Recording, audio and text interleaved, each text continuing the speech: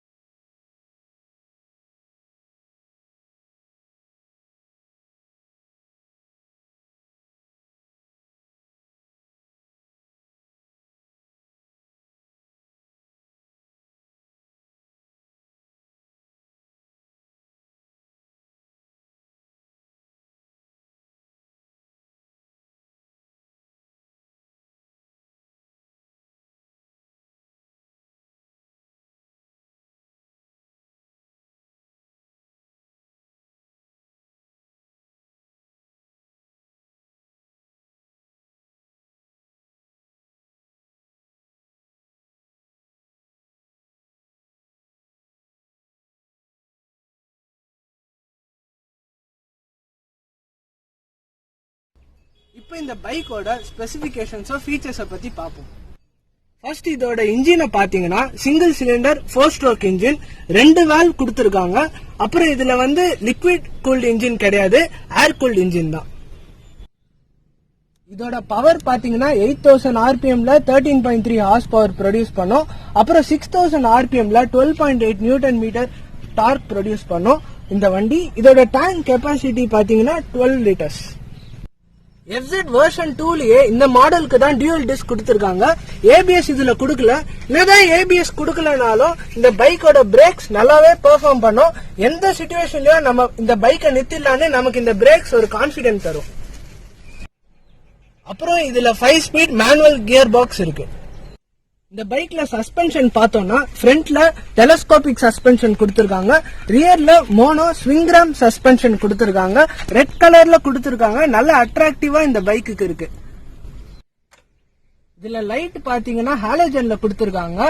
எல்இடில கொடுத்திருந்தா நல்லா இருந்திருக்கும். இந்த ஹாலஜன்ல கொடுத்தது ஒரு டிஸ்அட்வான்டேஜ் தான். என்னன்னா ஹாலஜன் லைட்ல வந்து லைட் வந்து அப்படியே ஸ்ப்ரெட் ஆகும் ரோட்ல. எல்இடி கொடுத்திருந்தாங்கன்னா நல்லா போக்கஸ்டா இருந்திருக்கும். இப்ப நம்ம இன்ஸ்ட்ருமெண்ட் கன்சோலை பத்தி பார்ப்போம். இதுல வந்து RPM இண்டிகேட்டர் கொடுத்திருக்காங்க, அப்புறம் ஸ்பீடோமீட்டர் கொடுத்திருக்காங்க, அப்புறமா வந்து ஓடோமீட்டர் கொடுத்திருக்காங்க, அப்புறம் ஒரு ட்ரிப் மீட்டர் கொடுத்திருக்காங்க. அப்புறம் இங்க பாத்தீங்கன்னா எக்கனாமி லைட் கொடுத்திருக்காங்க, அதுக்கப்புறமா வந்து லைட் இண்டிகேட்டர் கொடுத்திருக்காங்க, அப்புறம் இங்க இண்டிகேட்டர்ஸ், அப்புறமா வந்து இது நியூட்ரல் இண்டிகேட்டர். பைக்கோட டோட்டல் வெயிட் 133 kg. ஓட்டுறதுக்கு ரொம்பவே லைட்டா இருக்கும். இதோட பாடி டைப் வந்து ஸ்போர்ட்ஸ் நேக்கட் பைக்ஸ்னாலே சீட்டிங் பொசிஷன் வந்து அப்ரைட்டா தான் இருக்கும். இது உண்மையாவே ரொம்பவே சூப்பரான க்ரூசர் பைக். கிரவுண்ட் கிளியரன்ஸ் பார்த்தோம்னா நல்ல டீசென்டான கிரவுண்ட் கிளியரன்ஸ் தான். அதுக்குன்னு சீட் பிளாட்டா இருக்குன்னு நம்ம ட்ரிபிள்ஸ் போனோம்னா கண்டிப்பா ஸ்பீட் பிரேக்கர்ல பாட்டம் அடிவாங்க. CG அதாவது சென்டர் ஆஃப் கிராவிட்டிக்கு பேர் போன வண்டி தான் FZ. இதுல பேலன்சிங் அவ்வளவு சூப்பரா இருக்கும். கார்னரிங்ல ரொம்பவே பெர்ஃபெக்ட்டா இருக்கும் இந்த பைக். அப்புறம் எனக்கு இந்த பைக்ல ரொம்ப பிடிச்சதே இதோட ரியர் வீல் தான். பின்னாடி இருந்து பார்க்கும்போது வண்டியோட அழகே இந்த வீல் தான் தூக்கி கொடுக்கும். இதோட வைடு ரியர் வீல்னாலதான் கார்னரிங்லாம் இந்த பைக்ல அவ்வளவு ஈஸியா இருக்கு. இப்ப இந்த பைக்கோட எக்ஸாஸ்ட் நோட்டை பார்ப்போம்.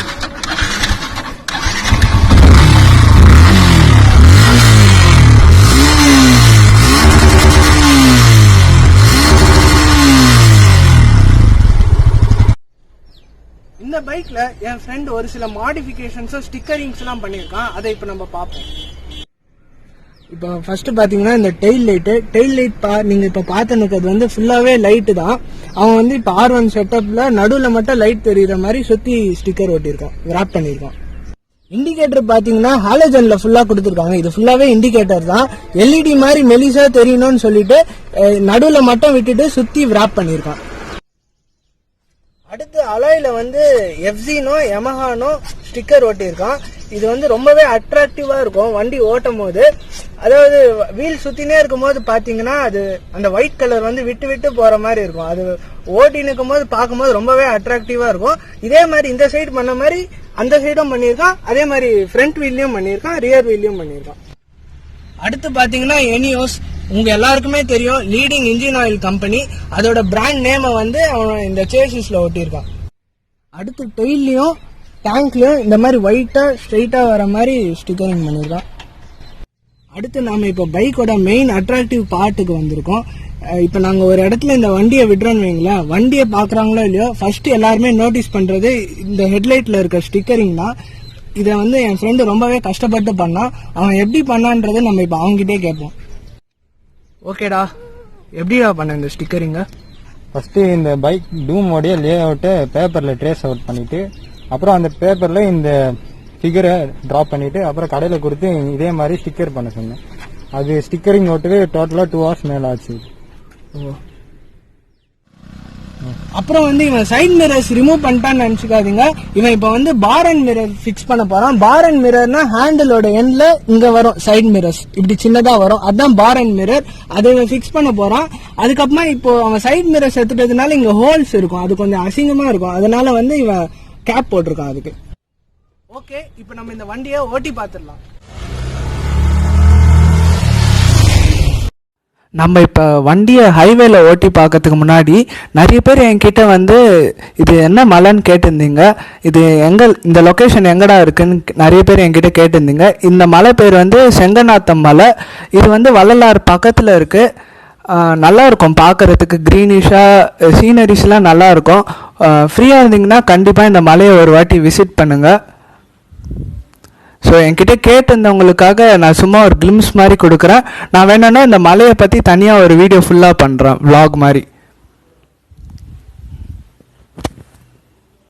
ஓகே காய்ஸ், இப்போ நம்ம மலையிலேருந்து NHக்கு ஜம்ப் ஆகிட்டோம். நல்லா இருந்துச்சுல அந்த மலை. எங்கள் வீடு பக்கத்தில் இப்படி ஒரு மலை இருக்குன்னே எனக்கு 2 years தான் தெரியும். ஓகே, இப்போ நம்ம பைக்குக்கு வருவோம். இந்த பைக் எனக்கு பர்சனலாக ரொம்பவே ஃபேவரட்டான பைக். அது ஏன்னா நான் இந்த பைக்கில் தான் பைக்கை பர்ஃபெக்டாக ஓட்ட கற்றுக்கினேன். அதுக்காக நான் என்னை வந்து பெரிய ரைடர்னுலாம் நான் சொல்லலை. இந்த பைக்கில் தான் நான் ப்ராப்பராக ஓட்ட கற்றுக்கினேன். பிகினர்ஸ்க்கு இந்த பைக் ரொம்பவே யூஸ்ஃபுல்லாக இருக்கும். அதுக்கு காரணம் இதோட சென்டர் ஆஃப் கிராவிட்டியும் வைட் ரியர் டயர்ஸும் தான். இந்த பைக்கோட ஹேண்டிலிங் நல்ல கான்ஃபிடென்ட் தரும் நமக்கு. எந்த அளவுக்கு கான்ஃபிடென்ட்னா, நம்மளை யாராச்சும் இடித்தாலும் நம்ம விழ மாட்டோன்ற அளவுக்கு இந்த பைக்கோட ஹேண்ட்லிங் நமக்கு கான்ஃபிடென்ட்டாக தரும். அப்புறம் நான் முன்னையே சொன்ன மாதிரி இது ஒரு க்ரூசர் பைக். சீட்டிங் பொசிஷன் அப்ரைட்டாக இருக்கும். லாங் ரைட்ஸ்லாம் நம்ம தாராளமாக இதில் போகலாம். பட் இதில் லிக்விட் கூல்ட் இன்ஜின் கொடுக்கல, ஏர் கூல்ட் இன்ஜின் தான் கொடுத்துருக்காங்க. ஸோ ஹீட் இஷ்யூஸ் இருக்கும். இந்த பைக்கோட மைலேஜ் வந்து 45 வரும். இந்த பைக் யமஹால பெரிய ஹிட் ஆனது காரணமே இதோட அக்ரெசிவான லுக்னாலையும் பவர்னாலையும் யங்ஸ்டர்ஸ் இதை வாங்குவாங்க. அட் த சேம் டைம் ஓட்டுறதுக்கு ஈஸியாக இருக்குன்னு ஃபேமிலி ஓரியன்ட் பீப்புள்ஸும் இந்த பைக்கை வாங்குவாங்க. இதோட ஆன் ரோட் ப்ரைஸ் வந்து 1,05,000 ஆச்சு. 3 months or 3,000 kilometers once service விடணும். அப்போது இதோட சர்வீஸ் காஸ்ட் வந்து அரௌண்ட் 1,000 rupees வரும். ஓகே, இப்போ நம்ம இந்த பைக்கை கொஞ்சம் புஷ் பண்ணி பார்க்கலாம்.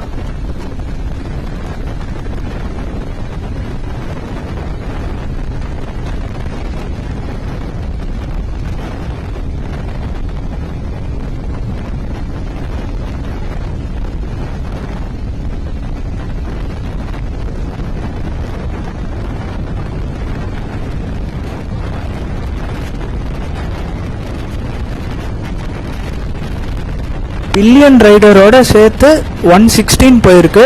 நம்ம சோலோவாக போனோன்னா 125 போகும் சாலிடாக. ஓகே, இப்போ நம்ம வீடியோவை எண்ட் பண்ணுறதுக்கான இடத்துக்கு வந்துட்டோம்.